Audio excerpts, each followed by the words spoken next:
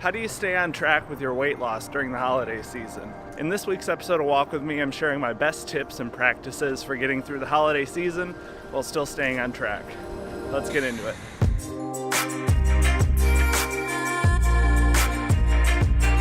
So welcome back to another episode of Walk With Me. This is Josh here.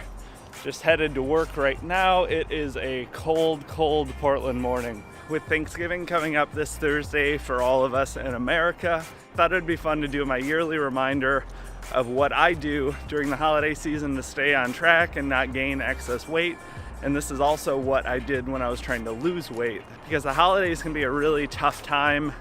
Lots of family parties, lots of food, lots of things that are outside of the normal routines. And as you guys know, I think routines are the most important thing for all of our success. So these are just a few things to keep in mind during the holiday season that are going to help you stay on track with your weight loss. So the first tip I wanted to go over is controlling your portions. Super obvious, I know, but this is the most important thing we need to be keeping in mind when we're at that holiday party loading up our plate. You're going to want to go for a lot smaller portions than you probably will think you want and that you're used to having with your regular lower calorie food for your diet. Stuffing, mashed potatoes, green bean casserole, all of those things have a lot more calories per ounce than most of our usual home cooking, at least for our diets. And also we have a lot more options at a Thanksgiving dinner than we're used to for a regular dinner. So chances are you're gonna be eating more sides than you normally would. One or two becomes 4 or 5 or 6. So just get a lot less of everything to help balance that out. Our eyes are always going to be bigger than our stomach. We're used to having lower calorie sides, and we're also used to having less options on the table to choose from. Those higher fat dishes, even in smaller quantities, are going to take a little bit longer for you to feel full, but you will fill up. So get really small portions. You can always go back, but you can't take it away once you've already eaten it. All right, and the next thing that I always do, fast until dinner if you can. I'm a big fan of fasting in my general day-to-day eating, but it gets even more important for times like this where you're going to be having a very high-calorie meal. So try and push back your breakfast or skip it altogether that day if you can, and try and avoid all of those useless crackers and snacks and random appetizers before the main meal. Just save your calories as best you can. It's going to give you the most flexibility to be able to enjoy yourself the most without going way over. All right, and the third and most important tip of all, relax, take a step back, allow yourself to enjoy the day. One day of going over your calorie goals is not going to disrupt your progress in the long run. A lot of us have months or even years still to go to get through the rest of our weight loss. One single day is not going to disrupt the plan.